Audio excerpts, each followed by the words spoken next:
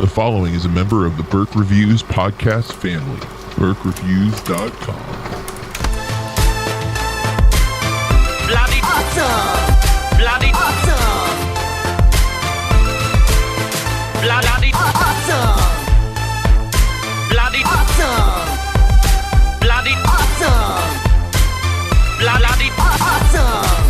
Bloody bloody bloody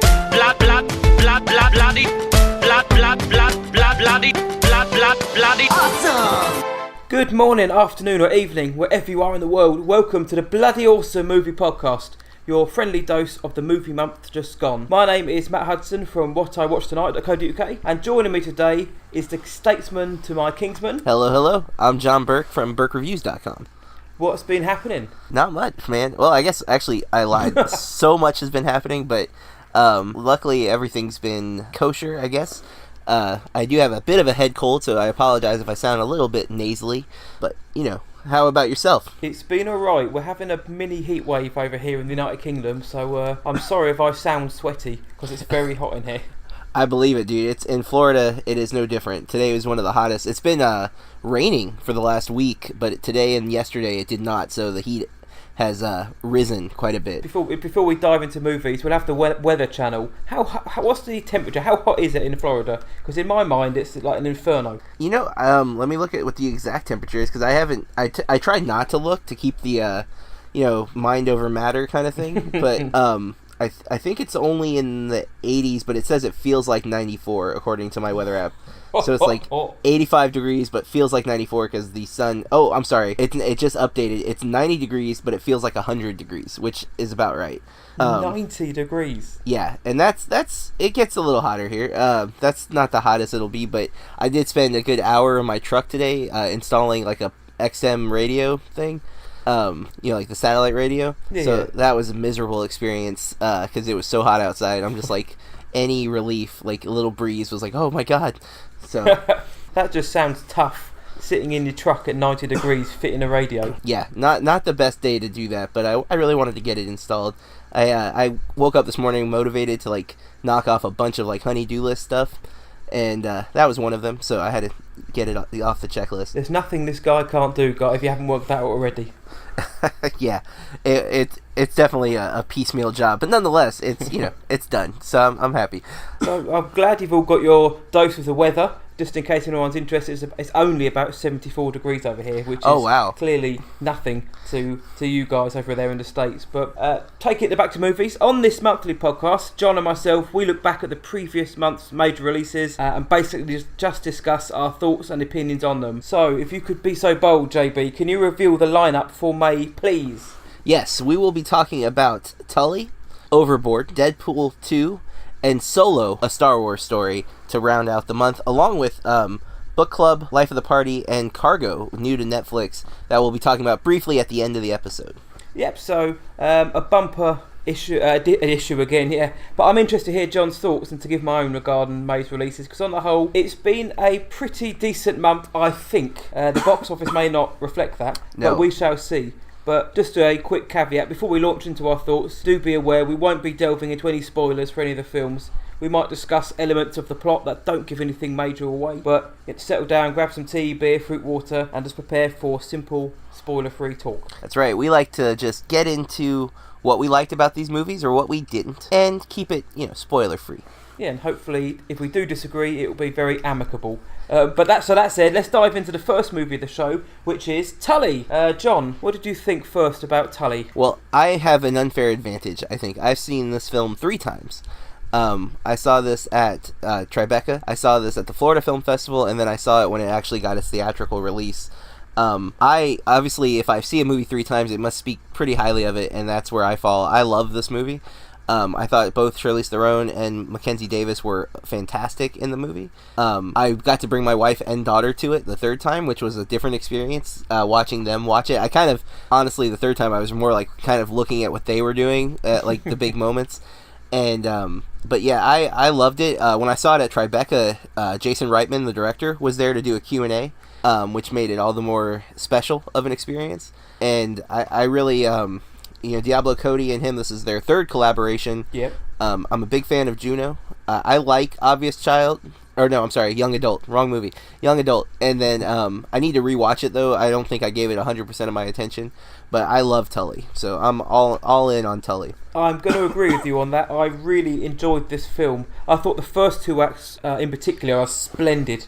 The third act, it's okay. It takes a dip in the third act, but it's still a very good movie. Like you mentioned, Charlize Theron, it's not quite the full-on transformation that she undertook for Monster, but no. She's just excellent in most things, but she's unwavering, raw, honest, and Mackenzie Davis is another notch on her belt because she really is proving herself to be an up-and-coming star. For real. Yeah, I mean, just a quick one. I've seen and read that people have seen that the portrayal of mental health was flippant in this film and not taken entirely seriously. What did you think about that? I don't feel like that's accurate at all. I think, there's a lot going on in this movie, and there's a lot of issues, and I think, I don't think the movie takes a particular stance one way or the other. It's really hard to talk about this without, getting into the third act and, going into, why I don't feel like it's a negative outlook on it. But I mean, if you look at their son, which this is not a spoiler, but their son early on, you see the first scene that we see with her and her son is her brushing him, and it's kind of an odd scene, especially if you're not familiar with children who have sensory issues where they're overly sensitive. And the movie never really diagnoses what is up with their son. There's a discussion. Everyone keeps saying he's quirky.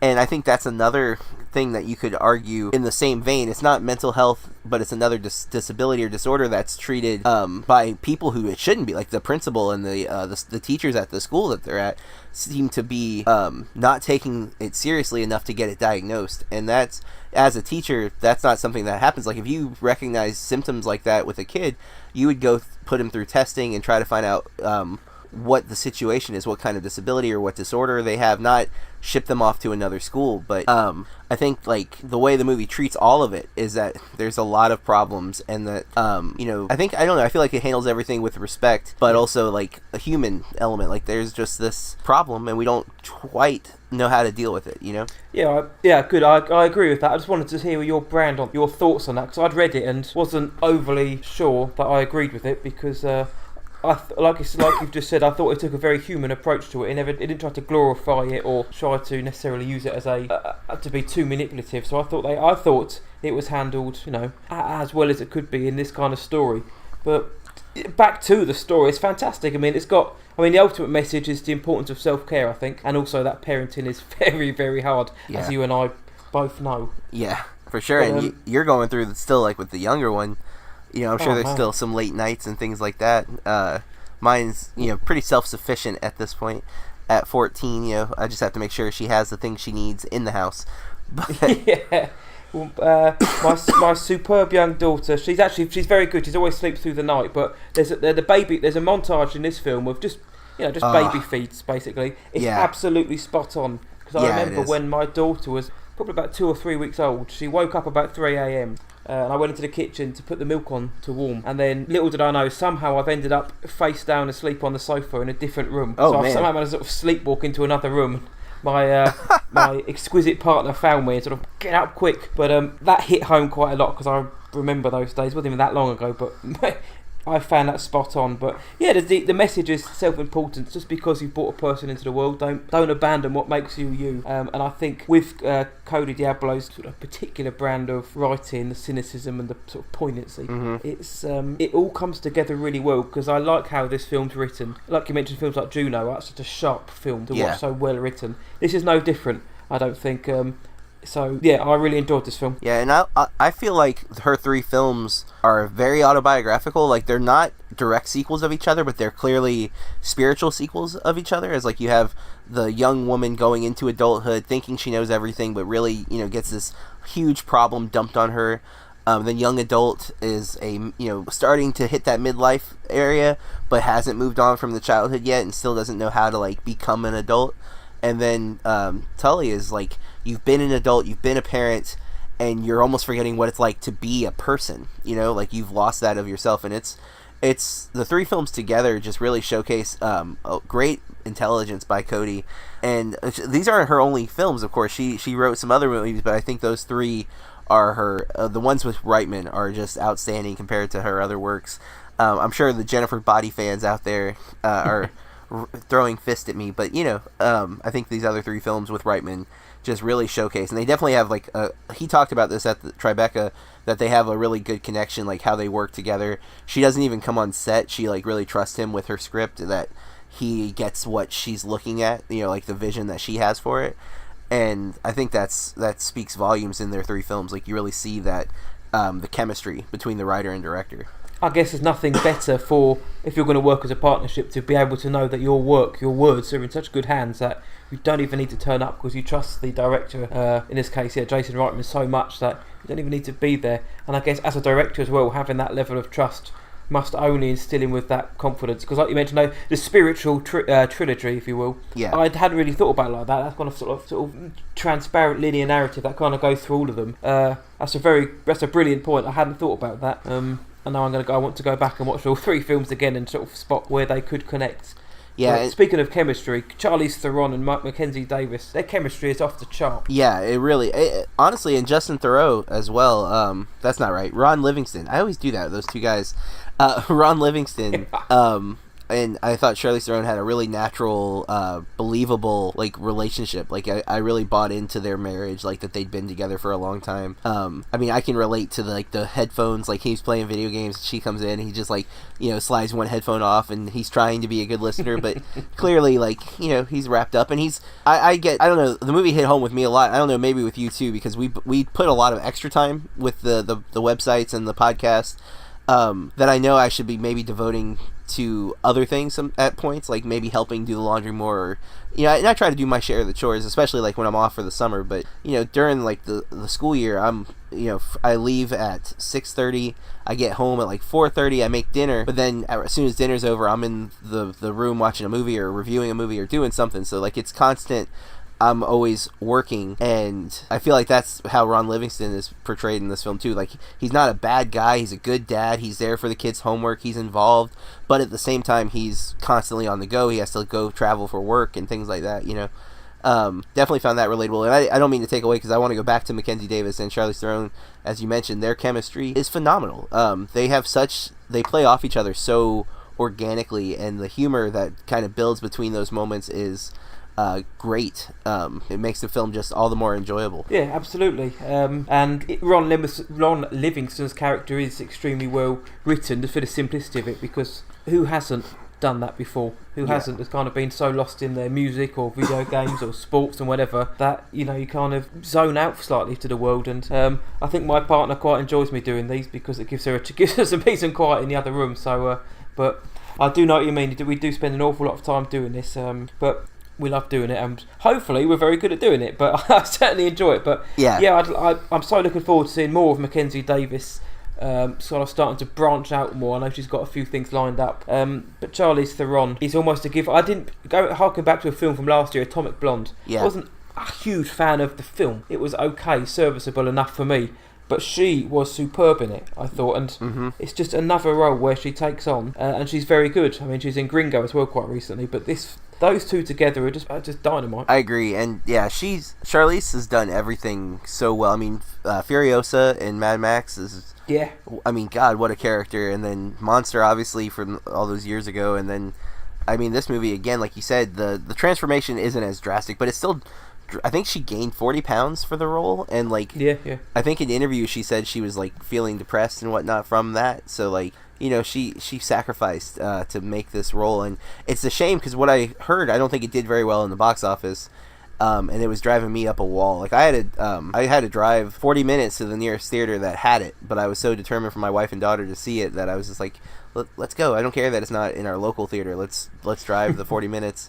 Did they enjoy it? They did. They both very much did. Good. I think it hit my wife harder than my daughter, of course, because the motherhood, and our daughter's starting high school, so we're already kind of going through it right now with like she's growing up so fast, and every day. Yeah, and then like you watch a movie like this where it's like you can see the PTSD as part of it. I mean, there's so many great things. This is a movie I would love to just talk spoilers with, because it is There's so many different things I think could lend themselves to be interpreted differently, and that I think can really affect someone's opinion of the movie. And I think that goes back to the mental health thing you mentioned earlier, is like, depending on how a person interprets the movie, I think will heavily weigh where they fall with that argument. So yeah, it's one of those films where it would seem that I think this is going to be a trend in probably most of the films we've seen. The box office numbers haven't been particularly great, but in terms of this film, it's a film that I haven't heard enough about, I don't think. I mean, obviously when it came out, there's sort of like the flurry of people going to see it, and then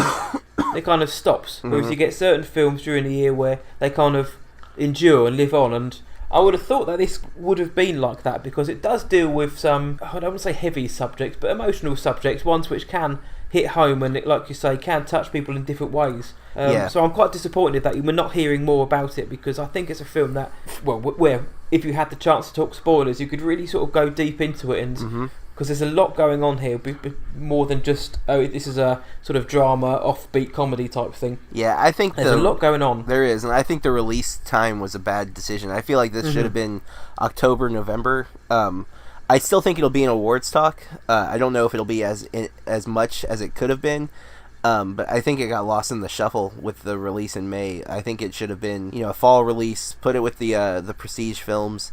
It would have been a little bit of counter programming, because it is a little more accessible than some of the Prestige films, but it's definitely got that award kind of notoriety to it. I mean, Reitman and Cody both won for Juno. It's definitely, it would have been in contention, and it still might be.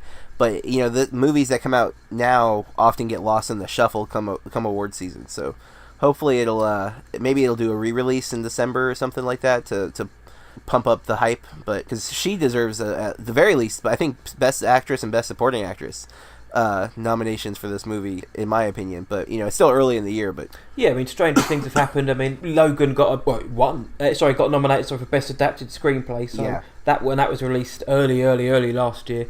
So there's a chance, certainly those two supporting actors, maybe even a nod for Best Writing as well. But I think it premiered at Sundance, I think. I mean, it could have still come out later on. I mean, it's not uncommon for a film to premiere, to debut at a festival and then not come out for months and months after. So I think it could have made a decent assault on the Academy Awards had it come out later on in the year. But I guess until we know what's coming out in the year, it's all just conjecture. But based on where we are now, had it come out in kind of November, December time, I think we certainly would have been looking at a lot more buzz around it and more people talking about the performances, because I think come the end of the year, it's going to be one of those sort of criminally underseen films. Yeah, I think so too. And maybe it'll have a really good VOD and Blu-ray release, but yeah. I'll be hyping it up to everybody who will listen to me. So, and if you're listening to this podcast and you haven't seen Tully, we haven't spoiled it. Find it, watch it legally, not illegally. Pay for it, people. Come on. Yes, stealing is a sin and it's bad. Go out and pay the money for it. The only thing we have spoiled is that we both think it's bloody good. So, yes. If you see that as a spoiler, I do apologise. But so Tully. It's safe to say it's a thumbs up from John. It's a thumbs up from me. That's right. The next film, I'm very interested to see what John thinks. And the next film is a remake of a 1987 movie, Overboard. Now, I want to say right off the bat, I've never seen the original. Sadly, I have. Okay, so not a fan of the original, huh? Well, no. Basically, I don't know. It's okay. It's not the worst comedy in the world. It's just one of those films that you watch and you never think of again, and you probably would never think that 30 years later they're going to remake it. Because I mean, the original had Kurt Russell and Goldie Hawn, the golden couple. Yep. And this time round we have Anna Faris, who I think is fantastic, and Eugenio Derbez who was in Geostorm last year. Just to put a post-it note on that. Oh, I did not know that. Yes, he was. I didn't watch that. He was, unfortunately. Because he was also in How to Be a Latin Lover last year, I believe. Yes. Which I missed and wanted to see. It looked funny. I didn't see it, but I hear that he's extremely big back in Mexico. Yes. So he's making waves now. Excuse the pun. But Eva Longoria and John Hannah also show up in this film. It's directed by Rob Greenberg, who is basically best known for Scrubs and How I Met Your Mother and television work. This is his first cinematic outing, and it was a strange choice for a remake of a comedy film, which, when it was released, wasn't particularly well received and didn't do well at the box office. So, before we get into, basically, it's a struggling working class single mother. She convinces a rich playboy that he has amnesia and that they are a married couple. In the original, it was the other way round. Yep, they gender flipped. That's right, it was a chancer of a male who convinces the rich female that they're married, and convinces her that she's got amnesia and they're married. Either way you look at it, it's quite creepy. But Mr. Burke, take it away. So I agree that the premise is creepy. It's definitely not something we want to encourage, that people manipulate someone who has lost their memory. However, I am a sucker for rom-coms. I've always kind of said that because I tend to give them a little bit more of a pass, especially if they can make me laugh. And I found this movie to be very, very funny. I really like Eugenio Derbez. He's charming. He's got a presence on screen, and when he takes like pride in like being the dad and being the husband, I bought it. I totally fell in and was like, yeah, this guy is he's great. And I ended up really enjoying this movie. I went in kind of like begrudgingly. In fact, they were giving out sunglasses with ticket purchases at my theater. That said Overboard on like the arm or the whatever you call the thing, and that's not always a good sign when they feel the need to do that for like a movie that wasn't getting that much publicity. So I went in very apprehensive and walked out smiling, thinking, yeah, that was enjoyable. I definitely think it is, it's not an intelligent film, and I still think the premise is creepy, but I had a good time watching it. So this is, I think, the only movie on the list this week that or this month, that I have no idea what your opinion is, so I'm curious. I have seen the film, I just haven't got a review out. I don't know if that's an indictment of the film or not. I didn't like the original, because I thought the original was a bit naff, just a bit meh. I don't think this remake added all that much to it, other than the gender flip. I think you hit the nail on the head. It's a comedy which just exists to make you laugh and nothing more. It's not going to revitalise the rom-com genre. It's very fluffy. It's very inoffensive. What saves it for me, I think, is the lovely chemistry and the great performances of Derbez and Anna Faris, who again I think is very underrated as an actress. I think she still has that kind of early noughties spoof comedy stigma attached to her. Yeah. I think Anna Faris is a very, very good actress. What I didn't like just really is Swoosie Kurtz is an absolute abomination. I didn't like her as the insane mother compared to Katherine Hellman in the original. Yeah. But obviously I know you haven't seen the original, but I that didn't stick for me. But I found it funny at times. It's that word again. It's largely inoffensive. I didn't walk out thinking I'm going to rush home now and put all my thoughts into this film. But I came out feeling positive enough. It wasn't my favourite movie of the year. It's not going to go down as my worst movie of the year, and it probably won't be particularly anywhere near the bottom end of my list. It just kind of did its job for the short run time it was on for. Well, I'll tell you, this is a movie like my wife and I are big fans of The Proposal with Ryan Reynolds and Sandra Bullock, and I could see this being a movie that we end up just like every time it's on like FX or something, it just ends up on in the background because it's funny enough that I really could see rewatching it whenever it was on. But I agree. I don't think it's a standout of the year or anything like that, but it's super enjoyable. It's fun. I would say I think it's only PG-13 too, so it's like family friendly humor. There's a few like dirty jokes or whatever, but they're still done tastefully. And I also liked that a big chunk of the movie is in Spanish with subtitles. Yeah. Which is really cool because that's not something you get from a lot of American films where they are gonna use subtitles and they're gonna keep the language that the character speaks natively. And I thought that was a really cool aspect. I thought there was a lot of little good things in there like that. I kind of agree. I don't know the mother because I haven't seen the other one, but I didn't care for that character. Even like the I guess you could call it drama of the mom, like, oh, I'm going off to act. Like, it was whatever. That take it out of the movie. A great performance that was. Yeah. What an actor that was. If anyone's listening who's a casting director, John's available. There it is. I am good at things. And actually, I thought the kids did a pretty good job, too. And the casting of the kids, because they look related and they're not. But they do look like they are related. Mel Rodriguez, who plays Bobby, who is the husband to Eva Longoria's Teresa. I really like that character and his interaction with Eugenio Derbez and like as his boss because he hires him on as the contractor. That whole like initial sequence is really funny of him working, and it's in the trailer, but it's still those moments really made me laugh a lot. And I don't know. And I agree. Anna Faris does get kind of dumped on because of the Scary Movie franchise, which I think she did the first 3. And the first one's great. There's some good stuff in the second one. I don't think I got into the third one at all. And, she's done some other really good stuff. In fact, I just watched Brokeback Mountain, and she shows up in that for like 30 seconds. Of course. But, yeah, she definitely stuck with that stigma. I have not seen her TV show Mother, or Mom. Is it Moms? It's her and... I haven't seen it. It's... Oh, I'm going to forget her name. But, yeah, I've heard that's really good, too. I need to probably give that a go. Yeah, I think again, I think she's still always going to be attached to that kind of comedy, but she is a very good comedic actress, not just in those kind of silly roles. She has got some chops to her, and does deserve, I think, a little bit more credit for what she does. But about this film, I enjoyed it. I thought it was good. I mean, the original was an allegory of wealthy and selfish versus sort of the down-to-earth values, and this kind of still is. Yeah. But in this version, obviously the gender politics, they kind of loom large, because this is basically a movie about a male pig who gets his comeuppance and he has to choke on his pride, and his comeuppance is learning how to treat women properly, which, let's face it, isn't a lesson you should be taught. It should be a lesson that you should already know. Yeah. But it's a rom-com that fits very snugly into the modern era, and that's no way is that a bad thing, because if anything to kind of help shine light on these worthy causes is good in my eyes. But the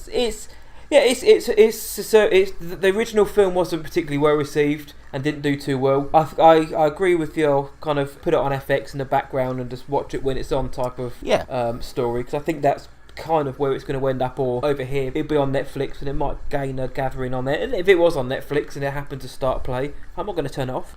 Yeah, like it's perfectly enjoyable. Definitely not a revolutionary rom-com or anything like that. It doesn't change anything, and it does still deal with those issues that you mentioned, but like not in any kind of significant way. It just points them out. Like, here they are, and it is a shame that we can't make all rich people kind of see what it's like to be working class, but would they all learn a lesson? Who knows? If only we had a magic wand to be able to do so. But yeah, just to touch on that point, this isn't a preachy film or anything like that at all. It has its message and it handles it well. It's not in your face for people who may be worried about that. Yeah, no. But on that note, it is a message worth sending, and it's one which I'll bang the drum for the rest of time. So, but Overboard, again, to me it looks like we've got... I think you're slightly higher in it than I am, but I did still enjoy it for what it was. Yeah, and again, I am partial to rom-coms. As long as they are entertaining and can make me laugh, and they're not excruciatingly painful, I tend to like them. It's kind of like a guilty pleasure genre for me. But on rom-coms, I am, if anybody hasn't realised it, I am English. I know it may be hard to understand, but I am. Love Actually, did you like that rom-com? Yeah, I didn't love it. I actually just watched it, I think maybe 2 years ago for the first time. Okay. There were storylines in it that I really liked, but there's a couple that I'm not I'm not really up on. I really don't like the Andrew Lincoln storyline in the movie much, because I kind of think he's a jerk. I can clearly see where you come from on that. Yeah.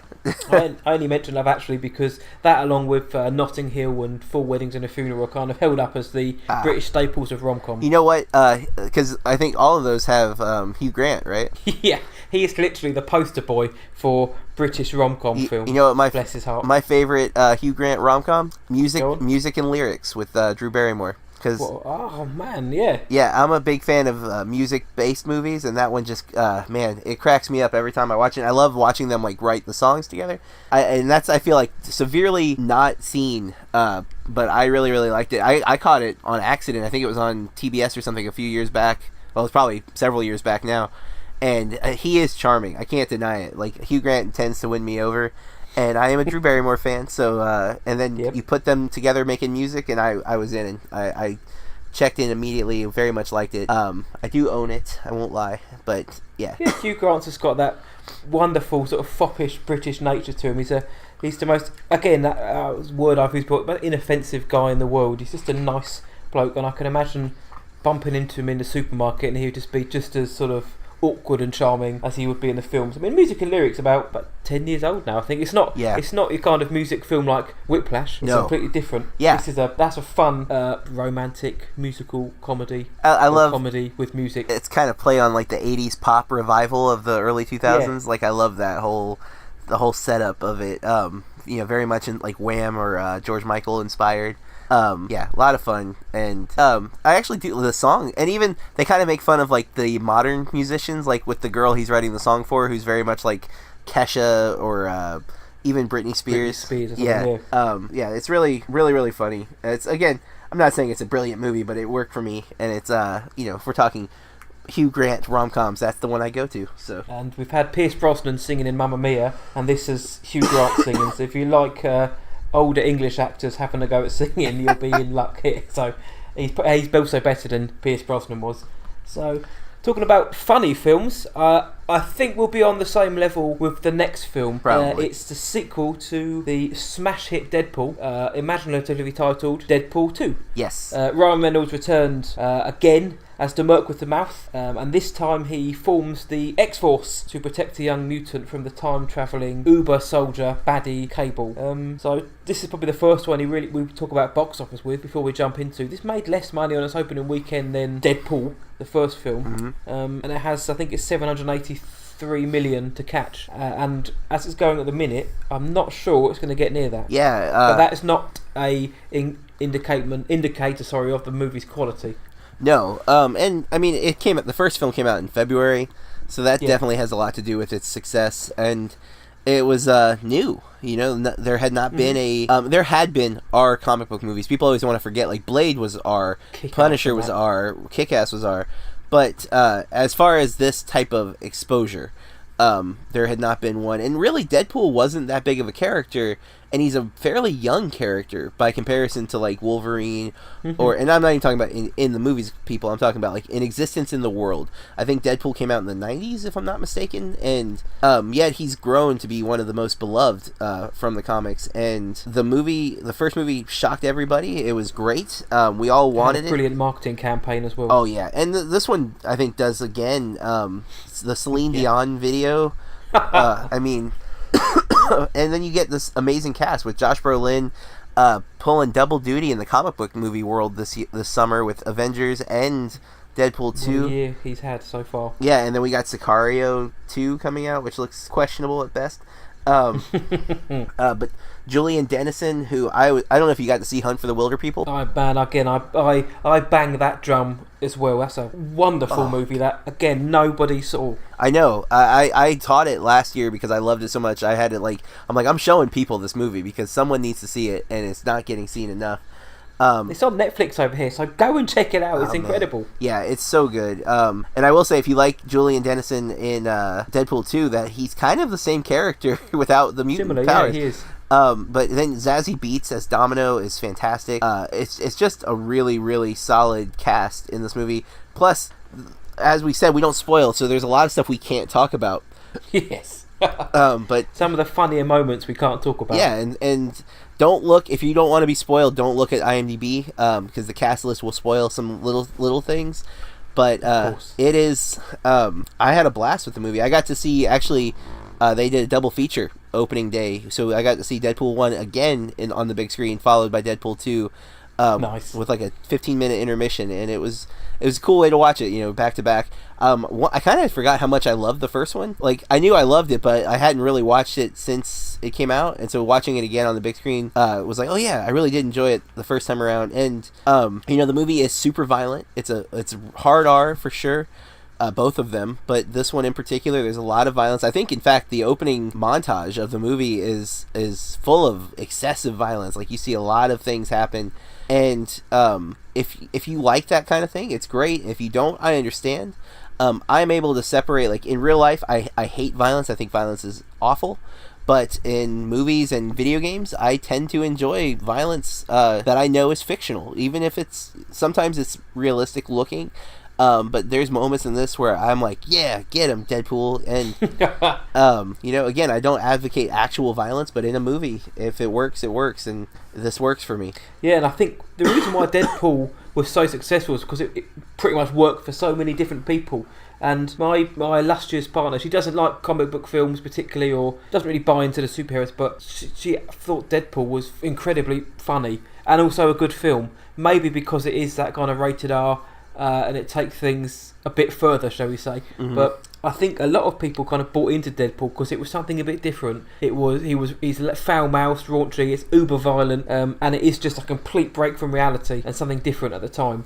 So I think that is part of the reason why it did so well, just because of its reach. Yeah. And Deadpool 2, it strives for the same thing. I think this has got a better story to it. With Deadpool 1 felt very sort of scattergun. It did have that story going through it, but it felt a lot more with its. There's so many jokes, a laugh a second. There's so many meta gags. There's fourth wall breaking galore. This one has a stronger story, and it's not. I don't think it's as smart humor wise, which isn't a bad thing. But I think it actually concentrates more on following a narrative through it.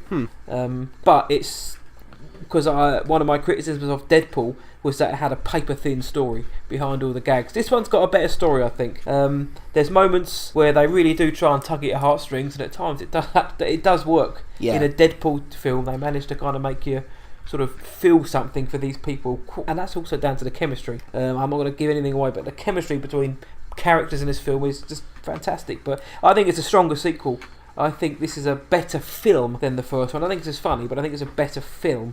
Because I think it's just a bit more stripped back. But the action, like you say, the action isn't stripped back. It's got David Leitch direct it, who again going back, Atomic Blonde for the second time. We've mentioned that now. Yep. He directed that. He's back for this one, so it's kind of a given that the action was going to look superb. If you haven't seen Atomic Blonde, the staircase scene, just find it. Rent the film and watch that, and how good at action and choreography is. So yeah, the action is bigger, it's badder, but the film itself isn't as bad as people may have thought it would be. I think it's a step up story wise. Yeah, and with David Leitch, he was a uncredited co-director of John Wick, and then with this film, like, there are some complaints about the story. One I won't say on here, but it does deal with something that happens very early on, and a trope in movies that people are getting tired of. But if I say it, it's a spoiler, so I'm not going to say it, even though it happens at the very beginning.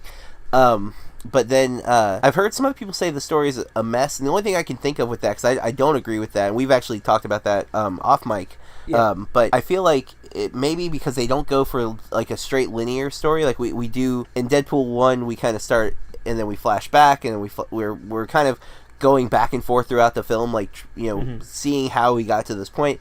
And they do that a little bit with this one, not as much. But I didn't feel like it was a mess. I don't know what people are seeing that they feel like it's a mess. Like, to me, the story is very easy to follow. I mean, even if they had said it was simplistic, I could be like, okay, well, sure. But it's you know, there's some complexity here, and it's a lot of character complexity, you know, which you don't expect really from a Deadpool movie. But you still get a lot of the fourth wall breaking and the pop cultural references that I love. You know, that he's self-aware and he's aware of the world that we live in, which most movie characters aren't. And so there's a lot of little jokes that that are there. And Reynolds' delivery of the witty dialogue is always so perfect. I think there's one line read in the first movie, and I can't even think of what it is right now. I just remember every time I hear it, I kind of cringe a little bit. Like, it's not a strong joke. Like, it comes off and it's like, that wasn't good. And I don't feel like there was any of that in the second movie. Like, I feel like all the jokes landed really well, or at least they didn't stand out if they didn't. Like, you know, there's nothing popping into my brain where it's like, oh, that joke sucked. But I like Deadpool 2 as much, if not more, than the first movie. So yeah, I mean, it's still utterly ridiculous. And like you mentioned, it's ridiculously self-aware. But one of the things I was worried about was the movie basically buckling under the weight of itself. Was it going to be too meta, too fourth wall? Was it going to try and do everything the first film did, but, you know, have that sort of sequelitis and just make everything bigger and better just because it can? And other than the action, I don't think it does. I think it almost shows some kind of restraint, which is a credit to the writers. I mean, Ryan Reynolds has got a writing credit on this. He does, yeah. It's him, Simon Kinberg, and Lauren Shuler-Donner are the writers of this film. But it probably would have been very easy just to make everything bigger, because that's what was so fun about the original, was it was just completely crazy. But they took the story in a few different places which actually kept it or made it more interesting, I thought. Again, I can't go into it because it kind of ruins the film. Yeah. But there are directions the film decides to go in, multiple ones, which keep it interesting. And I can kind of see the argument where people say, well, I don't want that in this kind of film, but you can't just keep rehashing the same thing because that gets boring very quickly. And nothing gets away from Deadpool in this film. Like you say, he's still ripping on anything, old and new. And there are some ridiculously funny jokes in this, and there's a couple of set pieces which had me on the floor almost. I'm so pleased that they managed to nail the comedy in this. I thought Ryan Reynolds and Josh Brolin together were fantastic. I think Josh Brolin, I mentioned it in my review, but he's kind of the glue that holds everything together. His character and how he is, and just him. He really kind of binds it all together and makes it as focused as it is. And Julian Dennison, of course. But I also enjoyed Zazie Beetz. I thought she was one of the standouts of the film as well. Yeah. And TJ Miller appears as well. But overall, Josh Brolin, he's the glue, I think. Yeah, and man, there's so many things I'd like to say about like Domino or Zazie Beetz' performance, and but I feel like there's so much that you just give away. Like, I think you have to just experience it, but it's a lot of fun. It's not family friendly unless you don't care about excessive swearing and sexual jokes and possibly some nudity. I think maybe you could argue there's a little bit of nudity in this movie. Emphasis on a little bit, but the movie it's what I wanted from a Deadpool sequel, and so I can't be disappointed. Especially, it's nice to see Ryan Reynolds getting a role that's perfect for him. Like in Deadpool it's like he was born to be, much like Robert Downey Jr. was born to be Tony Stark. Yeah, I can't imagine. It's easy to say in hindsight, but I can't imagine anybody else playing this role. And I know he was in I want to say Wolverine Origins, I think it was called. Yeah, but whichever one it was, that iteration of Deadpool was utterly ridiculous. I'd heard of the character of Deadpool and I knew a bit about him, but I remember him showing up thinking, okay, he looks cool with swords for arms, but doesn't he talk? And why is his mouth stitched up? And I'm so glad that he kind of references that in the films. But also as well, when you go and watch this film, or if you rent it or purchase it, stick around after the film's finished. Yeah, because there may be some end credit scenes which will also have you howling. Yeah, if you're a fan of Ryan Reynolds and or Deadpool 1, definitely check out Deadpool 2. And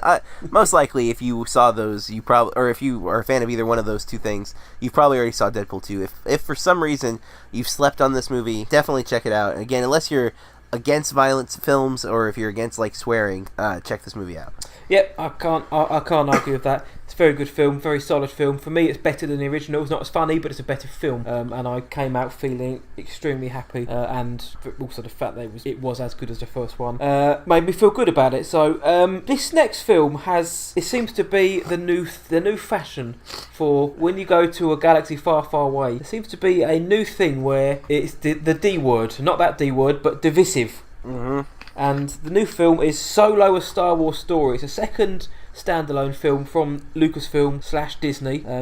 Ron Howard jumped on board after Lord and Miller were fired for taking their own stance on the film. Written by the Kasdans, Larry and John Kasdan. Alden Ehrenreich steps into Han Solo's boots. Donald Glover as Lando Calrissian. You've got Woody Harrelson, Tandy Newton, Paul Bettany, Emilia Clarke.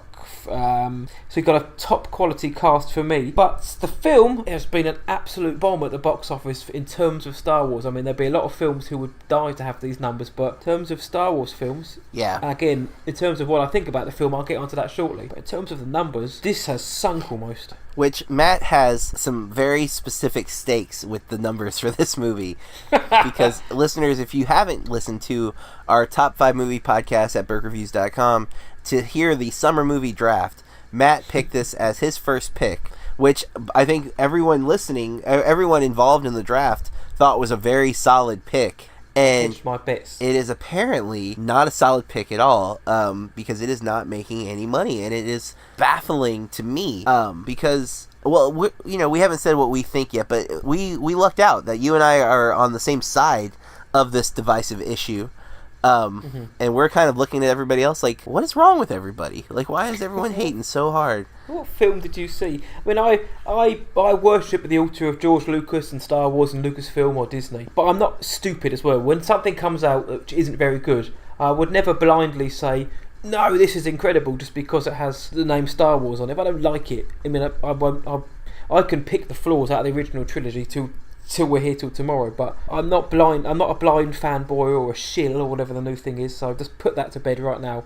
I really enjoyed this film, and I've seen it twice now, and it got better the second time. Wow.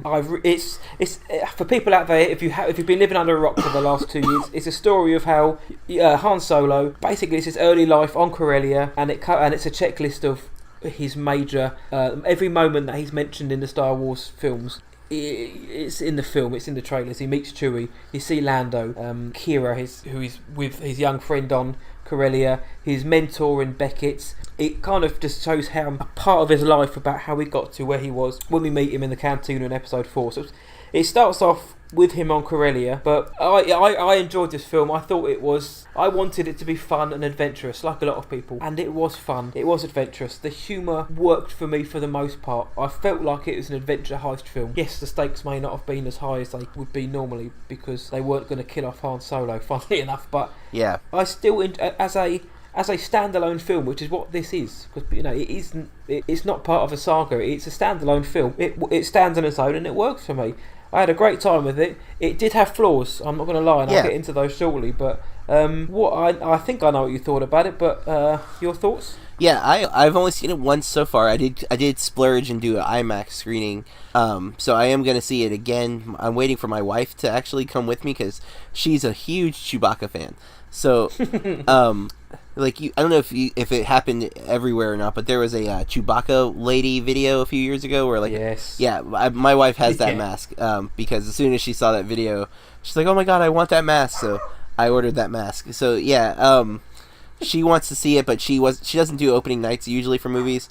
So my daughter and I went and saw it, and I was having so much fun with this movie. I was laughing and I do this kind of nerdy clap thing when I get too excited where I'm trying to contain myself. There's no noise. It's more just a visible Hercules from Nutty Professor. I don't know if that's too old a reference, but that happened at least twice where I was like, oh my god, they're doing this thing I really wanted them to do.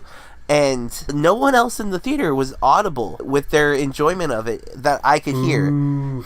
And I heard my normal theater where I usually go to the movies. I had a few students that were at that screening. They said everyone was laughing and having a blast. So I think my IMAX crowd was a little snooty, or the sound was so loud that I couldn't hear anybody else laughing. But I had a blast. I don't think it's perfect, and I don't think any movie's perfect per se, but there's definitely some flaws that stand out. There's a couple of moments where I rolled my eyes really hard. But then they made up for it to me with the fan service. And it's fan service. This is a movie for Star Wars fans. And I think that if they hit the things you wanted, then you have a great time. And if you wanted it to be something different, then you're going to have that negative attitude that I think you saw with Last Jedi too, where they did things that fans didn't want them to do. And those people who were unwilling to take the movie as it was hate it. And I can't believe you can look at Last Jedi and say you hate it. Blows my mind. I can see why you might hate this movie. I don't though. I love Alden Ehrenreich. I thought him and Chewie in this movie so great. And Chewie, which we have a new actor in the suit. Because Peter's getting old and his knees are bad. Yep. But I thought the guy really I'm not sure how they do the facial expressions on Chewie, how much the actor controls that, or how much is done by a puppet master, puppeteer, or whatever. But I'm not sure. Yeah, I've no clue how that works, but I thought Chewie was the most he communicated so much to me off his there's nuances, little gestures and movements that he does where you just get what he's thinking or what he's doing. And I was, oh man, I love that dynamic so much. And I liked Ehrenreich. I thought he did a good job as Solo. He's not Harrison Ford. He's not trying to be Harrison Ford. And I think if you want him to be Harrison Ford, it's probably not going to do it for you. If you accept this as a young Solo who we don't know yet, because he's not where he is in New Hope. He hasn't been beaten down by life yet, and cynical and world weary at this point. He's young and hopeful and optimistic.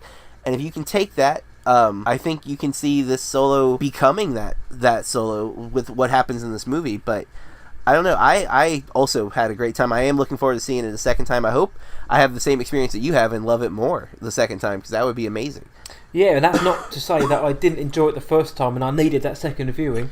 The first viewing I came out and had a blast of it, and the second viewing, once you've absorbed it all and you can just watch it with the fresh eyes and just enjoy it for what it is, it's a lot of fun, and it is a solid film. It isn't the best Star Wars film they've ever made, but I think you'd have to be on something fairly strong to think that it could have been the best Star Wars film ever. Yeah. But it's got everything you want from the film. Ordinarily, it did take me, a little while, 20 minutes or so, to kind of really buy him. Not because he was bad, because he's not.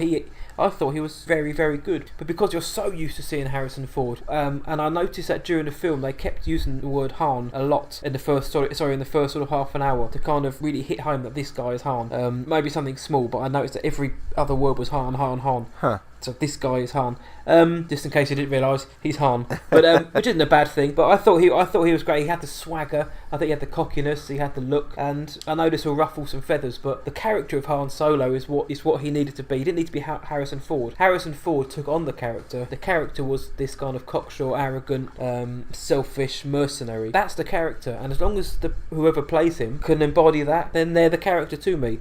It's almost sacrilege to say that. I mean, Harrison Ford and Han Solo to me is one of the greatest characters of all time, but of course he isn't the character, he's just a person playing him. So for somebody to step in, they only need to embody those characteristics for me, and as long as they can pull it off, they're Han Solo to me. I was never gonna go out with my torchwood and start burning down cinemas if he wasn't very good, but I thought he was brilliant. Donald Glover as Lando, if you close your eyes during this, you can hear Billy D. Williams. It's not an impersonation, it's just that Donald Glover is so cool, he pulls it off, and yeah. He possibly steals the film for me. And like you say, there are moments. We share the same moment, which I won't mention. Yeah. Where I think our eyes, if we could have pulled them out and rolled them with our hands, we would have done. But the only reason that it got a pass is because who wrote this film? Larry Kasdan, pretty much has written Han Solo's character since day one. Yeah. Pretty much, he's created him, he's crafted him. So if anybody was going to write his film, it had to be him. And the choices that are made in this film, because he has made them, it kind of, I'm not going to say it gets a pass, but it softens it somewhat, because if that's his vision for his character, then who am I to say that he's wrong? That doesn't mean I agree with him, because there's one in particular which I just thought, don't go there, they went there. Yeah, I still can't fathom where that came from, like why that moment is in the movie. Yep. It's so, and honestly, if you don't know what we're talking about, I'm not going to say, but yeah, and you will. But they actually, in an interview, he had alluded to that. Kasdan had. Yeah. And so, like, I kind of knew that moment was coming, and it didn't soften it at all. I was just like, oh, really? Wow, okay. And I hate giving any kind of review that just has me exclaiming 3 words, but I can't say what it is to like articulate why it's so upsetting, but my reaction was not positive. But it only went up from there, because that is an early moment, so at least they got it out of the way, and then I was able to like get past it, and it didn't ruin the movie for me. It is that one, it's a standout bad moment in my opinion, but it did start waving some red flags to me to think, oh no, if it's going to carry on along this path, maybe this isn't going to be as good as we hope. But it does pick up. Another thing I didn't particularly like, or didn't particularly, was the droid L3. She was very hit and miss for me. I wasn't particularly enamoured with her. She looks fantastic. The visual work on this film, for the most part, is superb, and the droid looks like it's a real droid. Yeah, assimilating with these characters. I wasn't particularly overly fond of her character. Yeah, I've heard some people really praising her as like the highlight. I'm kind of in the middle. I didn't dislike her. I also, a lot of it is silly with her. It almost a little too big at times. Like the character's like just throwing joke after joke almost, where it's like, okay, calm down. We got other characters we want to hear from. And while I loved Glover as Lando, I definitely would have loved more of Glover as Lando. Definitely. And we want a Lando standalone movie, guys. What's happening? Yeah. Judging by, Donald Glover at the minute can't do anything wrong at the minute. He literally is he's multi-talented, and his childish Gambino alter ego just churns out some quality music. Yeah, he does. But as Lando, he just nails the role of it. He's got the swagger, he's got the charm, the sex appeal, the voice. Again, this isn't a Billy D impersonation, but if you're going to impersonate anyone, you impersonate Billy D. But you close your eyes and you can hear him. You can see how he would siege into Billy D in older life. But Another thing I wanted to mention was they've got Bradford Young as the cinematographer, who is, in my eyes, one of the best DOPs out there. He did Arrival, amongst other things, Most Violent Year and Selma. This film does have quite a washed out filter, but there's some visuals in this which are just breathtaking, and I can only imagine on IMAX they looked incredible. Yeah, it's washed out more than like I don't always notice that with the movie. Like I'll notice if something stands out like one way or the other, but like if it's just like any other movie or whatever, I can just ignore like if it's a little washed out or whatever. But yeah, there were some definite moments, especially late in the film when they're on the kind of desert-ish planet, like where some of the long shots on that sequence are really, really stunning. And the IMAX I went to it's kind of more of like it's pseudo IMAX. It's a big screen, but it's not the biggest of the IMAX screens. But it was probably the best at that particular theater that I've seen. Because I saw Mission Impossible: Rogue Squadron there, and Ant-Man, I think, and one of the Hunger Games, like Mockingjay 1 or 2. I don't remember which one.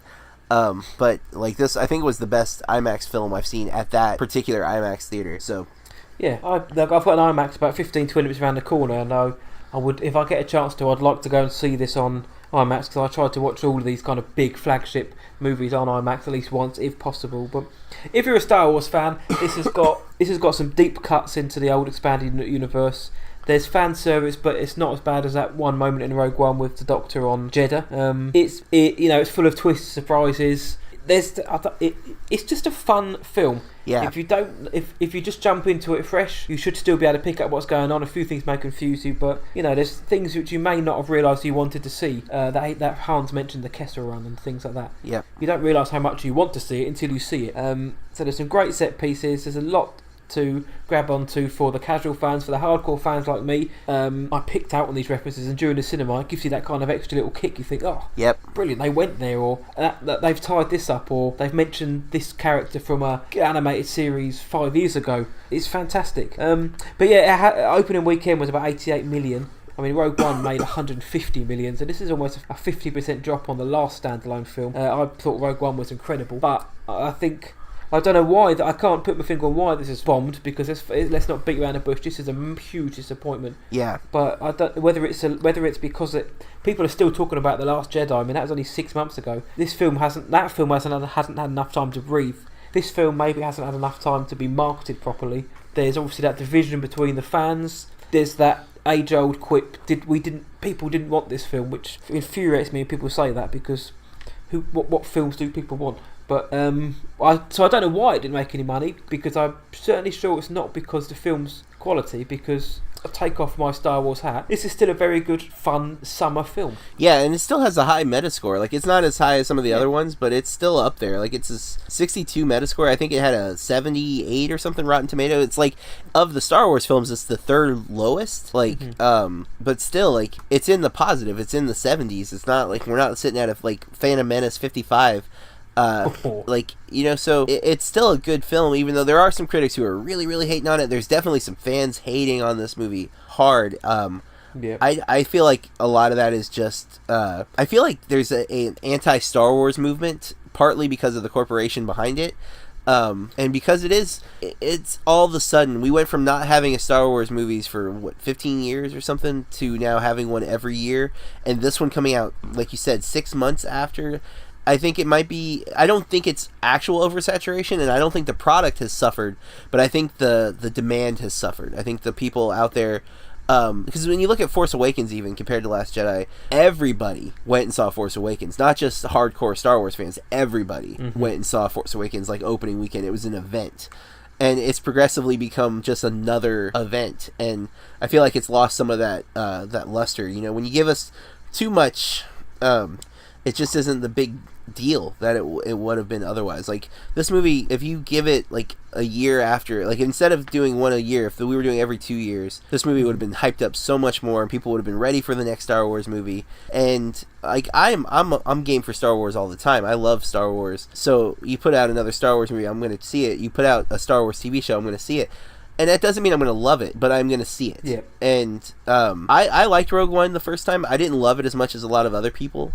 I need to rewatch it. There's a lot of moments in the film I love, but there were parts of it where I don't know, I didn't connect like I do with the other films. This one was the opposite. I was already connected because I love Han Solo so much. And they didn't do anything to me to make me not love Han Solo. So they just gave me kind of what I was looking for from this movie. And it is, like you said, as a summer film, taking the Star Wars out of it, it's great. It's action-packed. There's a lot of adventure stuff. There's some really cool visuals, some awesome set pieces. Like, it's a fun summer movie if you stop hating on it. Yeah, exactly. There's 18 months to episode 9. I can't see that being a disappointment in terms of the box office, but hopefully that, or maybe that 18 months will kind of fan the flames somewhat and people can start getting excited and simmer down somewhat and just enjoy them for what they are, which is just fun space operas. We're all passionate about something, but let's just enjoy them for what they are, because I already can't wait for episode 9. I just quickly just throw something in.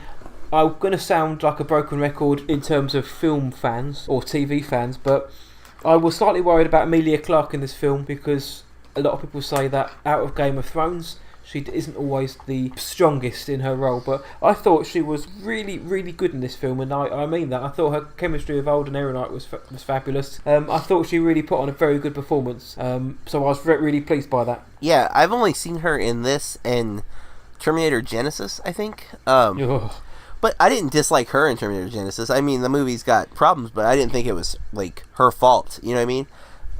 And I didn't see, she did not a romantic comedy, I think it's just a romance, Me Before You or something like that. Yeah. I didn't see that. That was okay. Okay. It was okay. But yeah, I thought she was good in this. In fact, I didn't have any issues with the performances except maybe the droid, which is, you know, I didn't dislike, but I also didn't love. Like, I loved K2SO with Alan Tudyk behind him.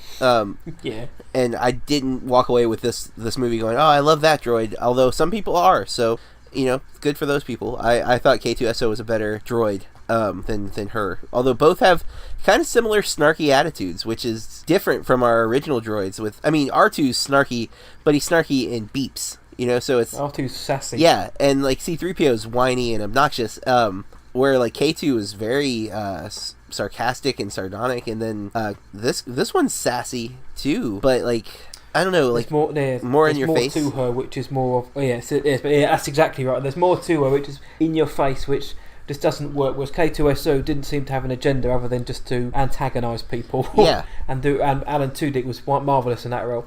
This particular droid is okay, but she becomes... Or it's the droid, whatever you want to call it, she becomes slightly wearing as the film progresses, but... Overall, I really enjoyed this film. I'm looking forward to seeing what comes out on the Blu-ray, to see the behind the scenes of what went wrong, which we're never going to hear about. But yeah, I thought it was a good, fun summer flick. Is it the best Star Wars film? No. Did it need to be? No. It's just a good film. I agree. That's the main movies for the month, right? That's the 4 major releases. Now, we've got a couple of films to go through now. One of them I haven't been able to catch. The other one hasn't come out in the UK yet, so I'm going to pass over to John. And the third film was released at a festival, which I believe John saw it there, and I've seen it on Netflix. But so I'm going to hand over to my statesman to go through the next few films. All right. Actually, I think I'm going to do one more too. Did you happen to see Breaking In with Gabrielle Union? No. Okay. No, I haven't. So don't. That one, Breaking In, is I've heard. Just bad. Gabrielle Union tries, but the script is bad. It's a movie that is hyped up to be almost like a female Taken type, like, you know, Die Hard even, like where she's gonna get in and rescue the hostages. And it's not an action movie at all. There's almost no action. There's barely suspense, and there's some really stupid writing in it. Just awful. Life of the Party, though. Melissa McCarthy. I am up and down on Melissa McCarthy comedies. I actually think she's a really good dramatic actress who gets, like, never the opportunity to show that. If you got to see Bill Murray's St. Vincent from a few years ago, yes, I think it's a great example of the quality performance McCarthy can bring. But she can also be very funny. But a lot of her, the movies she's written with her husband, I've not enjoyed. Tammy and The Boss are, like, mediocre to me. I think Life of the Party is the best of the three. And I actually was, like, there were parts where I was, like, bent over laughing really, really hard at this movie. My wife and I took our daughter and her friend to see it. And, man, it had us cracking up at some major moments, especially, again, because part of it is her daughter is a senior in college and she returns to college after finding out her husband wants a divorce. So, like, they're both seniors in college. because she didn't graduate. She dropped out like her senior year because she got pregnant. So it's like, you have this parenting component. So my wife and I definitely, that connected with us. It was surprisingly really, really entertaining. They didn't lean too heavy on the over-the-top physical comedy that you see in some of the other movies. There's one scene in the trailer where she like sets her ex-husband's stuff on fire and gets knocked back like 2 or 3 feet. I hate that because they always go so big. Like, it's physical humor doesn't have to be like absurd. It doesn't have to be that you would die if it actually happened to you. I like a good physical humor where it's believable. A slap here, a kick to the nuts there. Those are funny. But this movie ended up making us laugh, and so I do recommend Life of the Party, especially if you like McCarthy. I think it's a strong performance from her, and there's some good stuff in the movie for sure. It's definitely entertaining. Are there any kind of I want to call them those teen comedy moments where I know recently Blockers had one where you just kind of have that one scene which you could just transplant and put into any kind of teen comedy, or does it kind of try to be a bit more original with its gags? I wouldn't say it's original. There's a lot of stuff that you kind of can see coming, for sure. Nothing that I think is completely like a rip-off scene or anything. There is the stock villain characters. There's 2 of them, and neither of them really work. I don't think that they're almost unnecessary, because I feel like the story is... I mean, you're gonna have a bad guy, but there's a college girl bad guy who is just unnecessary, and it's Debbie Ryan who keeps getting cast in this role. Poor Debbie Ryan, one of the Disney starlets who is now just like doomed to play the mean girl, and her character is unnecessary, and there's parts where you can tell they didn't really know what to do with her. They just kept writing her into moments. And then there's an adult bad guy that's like the new fiance to her ex-husband, who is I forget her name, but she was the love interest in love interest in Happy Gilmore, and then she's on Modern Family. I always forget her name, but those moments feel real generic and could have been better written. Okay, because this is a film I'm up and down on Melissa McCarthy. I think she's undoubtedly extremely talented, and she knows how to deliver a joke. And I was on the side of people who liked the recent Ghostbusters remake. I enjoyed that. I thought it was very funny, and I liked her performance in that. I know she's got a film coming out, The Happy Time Murders, which we have spoken about, which we're kind of... Yeah. The trailer I found very funny, but I do have concern that may have been the best part of the film, or it's just going to be too gross out or too over the top, where it just becomes a bit like Sausage Party, where the kind of joke starts to wear thin after halfway through the film. So by the sounds of it, if that blasts, then she could have a fairly good year ahead of her. Yeah, and I definitely think it's one of her better comedies, especially where she's leading, because there's a few comedies where she's just like Bridesmaids. I think she's really funny, but she's definitely not the lead in Bridesmaids. No. Yeah. And I actually didn't dislike the new Ghostbusters, but I am a huge fan of the original, so I have a little bias. But for sure. I thought Hemsworth and I'm going to forget her name. Kate McKinnon? Yes, or the best part. And actually Leslie Jones.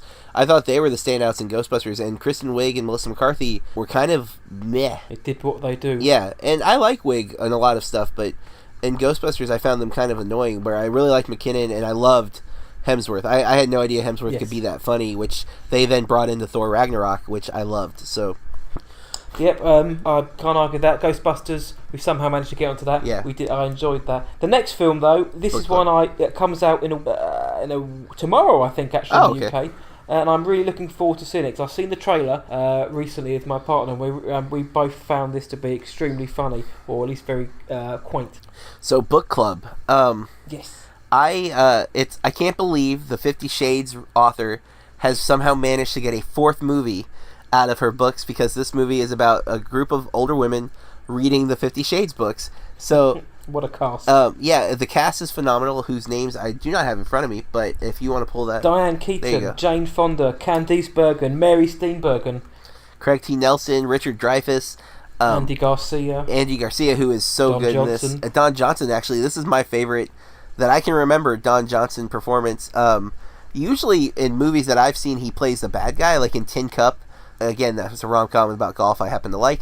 But I really like Don Johnson in this. I think, honestly, of the cast, Diane Keaton was the one element that I didn't love. And it's not her. It's kind of just like the character they wrote for her I don't really enjoy.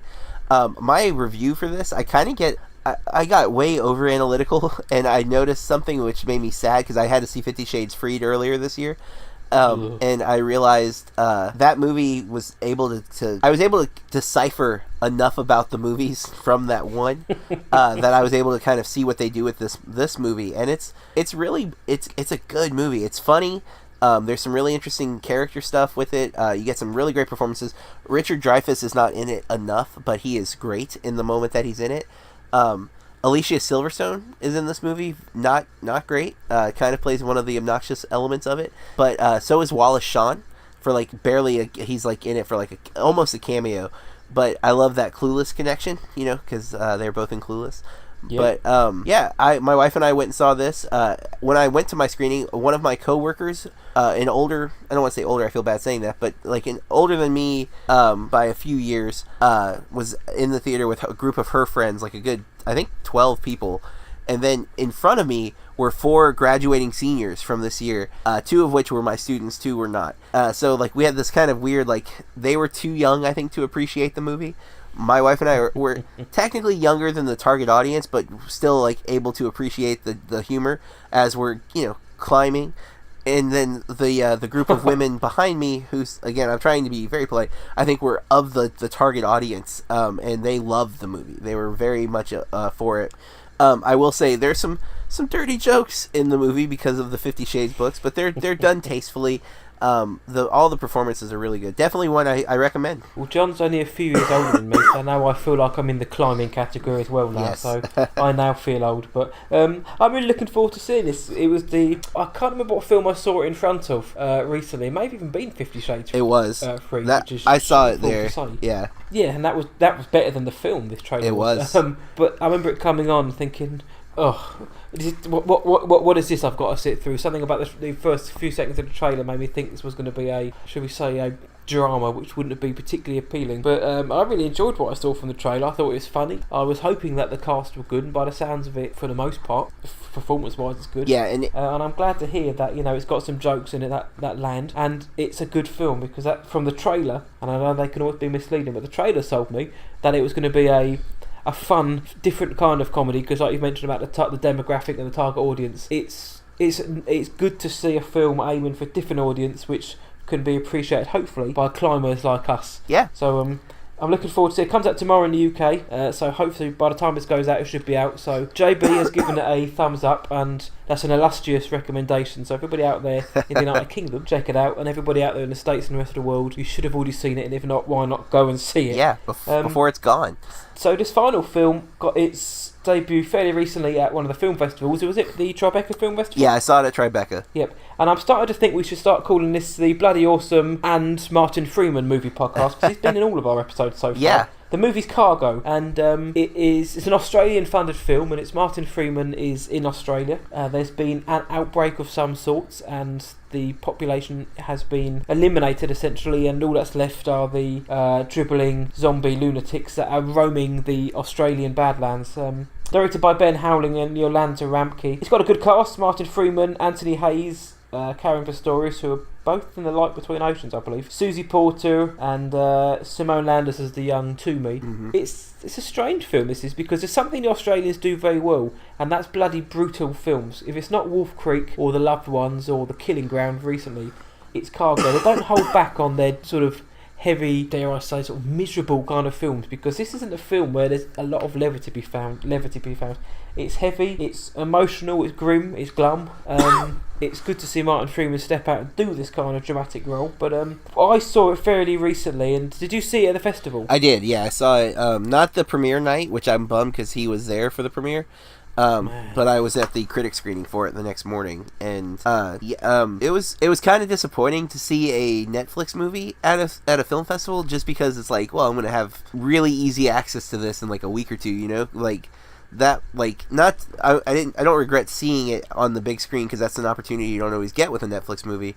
But at the same time, it is like I could have saw something that I wouldn't get to see immediately had I realized it was a Netflix movie. But I am such a fan of Martin Freeman that I immediately put it on my list as soon as I saw that he was in it. And then I found out that I saw the short film this is based on a few years ago. And so I was like, oh, well, cool. I saw the short, because the short's really great. I do think it's better as a short. I think I think the story is.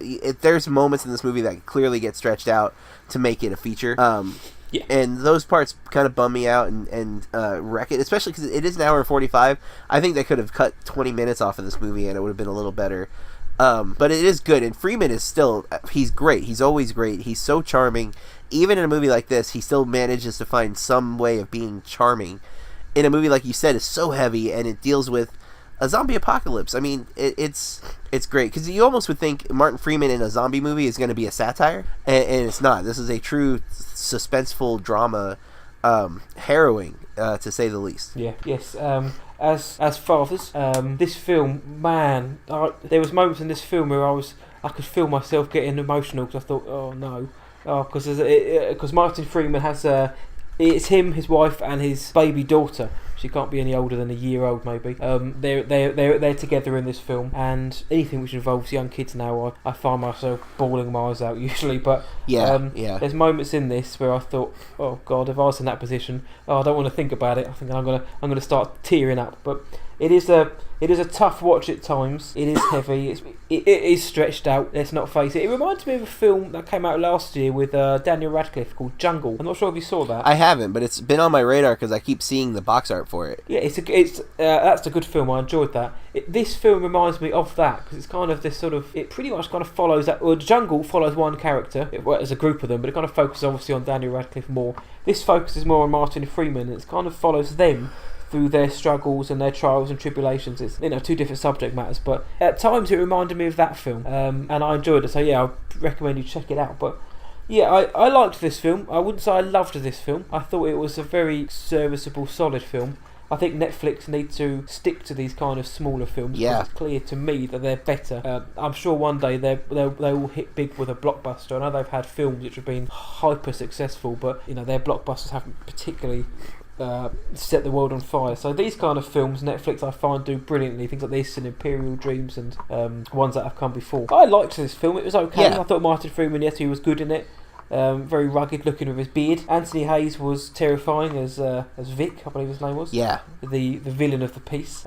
Simone Landers was brilliant as the young Aboriginal female. I just thought it was a good film. If you like the 3 or 4 aforementioned Aussie films, if you are somebody who isn't drawn to heavy, I wouldn't say gruesome, but heavy films that can be quite tough films to watch. If you aren't into that, this film won't be up your alley whatsoever. So there's no fun to be found here. Martin Freeman has his moments where he is Martin Freeman, but it's no way a fun film or a funny film. It's pretty much heavy from start to finish. So if you aren't into that, then I don't think you're going to enjoy this. I thought it's certainly above average. I enjoyed it. I'd probably give it a 7 out of 10 maybe, because it did go on for too long. It meandered at times. Yeah. Performances were good. The story was pretty good. But there were some interesting quirks with their take on the zombie that I like, but I feel like didn't get enough explanation to why they exist. I feel like that's a trend right now in an oversaturated genre of zombie movies, that they're desperately trying to do something to make themselves stand out from the other ones. And sometimes it just feels like you've done this weird thing with your zombies for no reason other than to be different than the other movies. And it doesn't build the narrative. It doesn't make the world more enriched because there's no purpose or rhyme or reason as to the choice other than to be different from other zombie movies. And I felt like that was one of the things that was nagging at me when it was over. It was just like, but why though? Why did the zombies have this weird quirk? I don't want to say what it is, because it's not a spoiler per se, but it is, it's a detail of the movie that you will see with time. But I do think it's a good movie. I definitely think it's a great example of Netflix disservicing their good films and not promoting it, because I don't feel like you're hearing about Cargo at all, where like The Kissing Booth was all over my feed, and that movie sucks. So, which I also watched this month. But that's your review. It sucks. Yeah, my review is much harsher, I think, than that if you go and read it. But and I am a huge fan of Joey King, and I like rom-coms, and I think it sucks. So note that I'm a fan of the lead actress, and I like rom-coms. Think The Kissing Booth is awful, and my review points out why. Also, I heard it was built on Wattpad. That's a fan fiction like website, or like people write whatever they want and post it on that. So the script from Kissing Booth came from a book that was written on Wattpad. Just to point out, that's not to say it can't be good, but it's definitely, I think, showing of some of the major issues I have with the plot of that film. But Cargo, while I think there are problems, it's a much better movie than some of their other ones that get so much promotion. So check out Cargo, especially if you have a subscription to Netflix. It's available in the States and in the UK apparently already. Yep. So definitely better than a lot of the other stuff that's out on Netflix, especially their original films that they're pumping out as fast as McDonald's can pump out cheeseburgers. So. And just like the quality of McDonald's cheeseburgers, they're not always that great either. Exactly. But, and they're definitely not always good for you. No. Well, probably, to be fair, though, once you've seen Cargo, it probably would be quite good to go and watch The Kissing Booth just to cleanse yourself or to bring yourself back into some kind of better state of mind. Yeah. Because this is a heavy film. It is. It is a good film. It is a good film, though. Don't be put off. But like I've mentioned, if tough watches aren't your thing, you may not find a lot to like here. But I thought it was a good film, and Netflix keep doing these kind of films. And like John perfectly said, promote this kind of stuff, because we all like a big flashy blockbuster, but these kind of films need more attention because they're generally better. I mean, you're putting the money into distributing them. Let's advertise it. Let people know it's there to watch. Like, I don't know. I just feel like they don't do a good enough job promoting what content they have out there, because they do put so much up at once. And I don't feel like the What's New channel, updates accurately, because there's stuff that came out 3 or 4 months ago that's still showing up as What's New, and Cargo's not showing up there. What's up with that? Cargo should be on that list. And also, all it would do is just strengthen their position, because it will show the diversity in the films that they're putting out.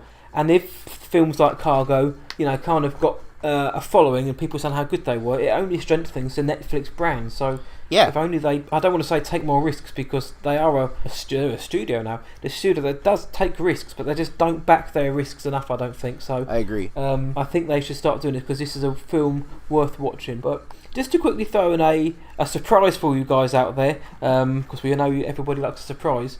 Mr. Burke made me extremely green with envy this week, because he managed to snare a screening to one of my more anticipated films in the year, in a movie that's been called, like a few others, but the scariest film you will ever see. It's Hereditary. Yep. And please, no spoilers, but you went to see it this week. What did you think about it? Well, one, I brought my 14-year-old daughter with me to the critic screening, which was debatable. And two, this movie is getting compared to your favorite movie, The Exorcist. Which is always, I mean, I don't know if that makes you more nervous because it's getting that comparison, but I loved it, man. And I Big Tuna, who writes for Burke Reviews sometimes, and he brought a friend, and I've heard the friend of his has been having nightmares since he saw the movie. Wow. I have not had a nightmare, but there are visuals in this film that are haunting me. Where I was driving the other day and I thought I saw something from the movie, No way. It's there's stuff in it that will traumatize you, and I would say, one, don't watch the trailer if you haven't seen the trailer already. Not that it spoils anything. I actually think the trailer does a really good job of showing you stuff without spoiling things. But I think if you go in just knowing that it's a horror film, and it will get you. Toni Collette is amazing, and I've been a fan of hers for a long time, but I don't think I've seen her in a horror film like this. I mean, she's in the remake of Fright Night with Anton Yelchin, which I love her in that movie. But this performance is outstanding. And Alex Wolff, who is he was in Jumanji, the most recent Jumanji movie. Yep. And then he was in the horrible My Friend Dahmer, which but he's good, and he's getting a career all of a sudden. The kid was in the Naked Brothers band on Nickelodeon, which I didn't realize until I saw Jumanji, and I was like, hold on, because I remember when that show came out, I was disgusted. My daughter was just young enough to want to watch it, and I'm like, why does they have a band called Naked Brothers Band? But here's this guy, Alex Wolff, grown up now and crushing it. Hereditary, it's supposed to be getting a really wide release. I actually am shocked. I think my local theater's getting it. I didn't anticipate that, because A24 hit or miss with my local theater. A lot of times we don't get them until way later. And from what I'm hearing, we're gonna have it this weekend. So I'm really excited to see how this movie does in the box office. I don't think it's going to be as accessible as like A Quiet Place as far as like box office numbers, because I think it's going to scare people too much. Where I think A Quiet Place is more like an exciting thrill of a movie. I think this is like a haunting, maybe ruin your nights type of horror film. So I'm glad I got to see it. It was a late screening too. Later than normal. Usually the A24 screenings are at like 7. This one started at 8 for some reason, but the drive home was an interesting one. My daughter handled it very well, though, I will say, for a 14-year-old, because there's some visuals in the movie that really stuck with me, and she hasn't told me she's had nightmares or anything, but I feel like she would have if she had. So I know there's 2 things I know that John isn't a fan of. One of them is, of course, our equine friend, horses. I do not. And second is horror films to an extent. So yeah, well done for setting through. And we've spoken offline, and you, as you said, you're a fan of film, but I know that horror isn't the genre which you gravitate to first and foremost. So yeah, that I've mentioned to you before, that recommendation from yourself gives me confidence that this is going to be certainly a good film. And yeah, you've mentioned The Exorcist parallel, and yes, that is my favourite film for every reason. But what makes me more nervous is when people say this is the scariest film ever, or you're going to be terrified, because I think, oh man, because you can't escape the hype, and I haven't been able to for this. Yeah, but no, I'm now expecting to go and just be absolutely nailed. I'll tell you, the hype for horror films, especially, I was told the Ring was super scary. When I saw it the first time, I was so underwhelmed that I didn't like it. I did just recently rewatch The Ring, and I actually liked it a whole lot, so I kind of see what went wrong there. The first Rob Zombie film, House of a Thousand Corpses, I was told was the most horrifying thing ever. I went in very underwhelmed on that one too. It's disturbing, but I didn't find it scary. And so, yeah, that seems to be a trend with Hereditary kind of breaking it, because I had heard that as well. I heard it was horrifying, and I was genuinely scared through large part. One of the critic behind me screamed really hard at one point, and then when the credits rolled, he said, F this movie, but he didn't say F this, he said the actual word, and got up and walked out at the credits. It was over, but he got up and stormed out. So he was terrified, apparently, and it was him, and actually I don't know who was the critic. There was a couple. Either one of them could have been the critic. I don't know who was there as the critic and who was the guest. But I honestly also don't know which one of them actually screamed. I think it was the guy, but I don't know for sure. So yeah, it definitely it's atmospheric for sure. Super creepy too. It sets the tone early, and it doesn't let it go. It's great. I literally can't wait now, because I had another Veronica came out this year, and that was labelled scariest film of all time. It wasn't, but it was a fine film, a very good horror film. This though, I'm very excited for horror. I love horror films, and everything you've said has only just made me want to see this more. It comes out on June the 15th over here in the United Kingdom. Nice. Or June the 14th, the advanced screenings are. So if anyone from my work is listening, turn it down now. I would like to go and see one of those as soon as possible, during the day or the evening. So I can't wait for this film. The only thing I'm nervous for is I want it to be good. I want this to be one of those horror films which really does leave an imprint on you. I think it will do, from what I've heard. Yeah. But I just want, first and foremost, I always just want a good film. But for something like this, from what I've seen, the very little I've seen, and the very little I've heard, and I've literally heard in terms of the soundtrack on the trailer, the music just creeped me out. So that's a good omen. Yeah. Excuse the pun. So I can't wait to see this film. I'm looking forward to trading notes with you once we've seen it, and I think we'll probably jump into it more on next month's episode. For sure. To have a chat about that. But I can't wait. So that is our episode for this month. That is that for this episode of the Bloody Awesome Movie Podcast. So I think, was it a mixed bag, would you say? Or I think we lent more to the positive. It feels like a positive month. Even Overboard was the most on the fence movie I think we had, and we both still were positive on it. So I don't think there was anything we saw that we didn't like. I think if you listen, Kissing Booth. Yeah, well, yeah, but that's forgettable. We can act like that didn't happen.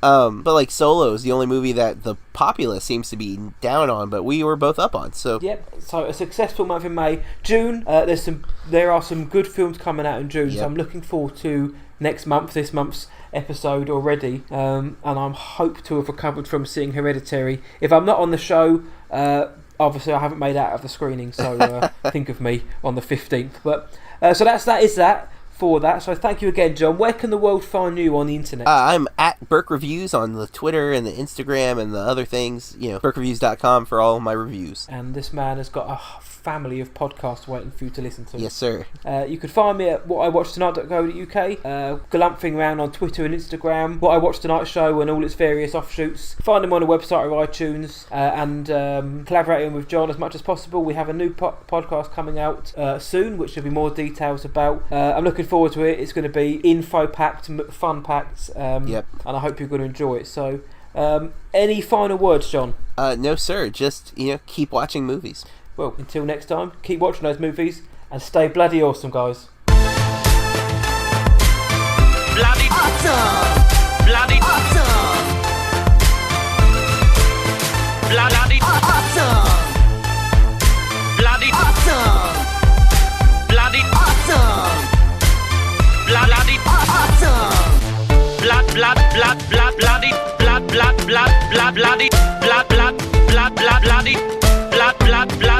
bloody bloody awesome!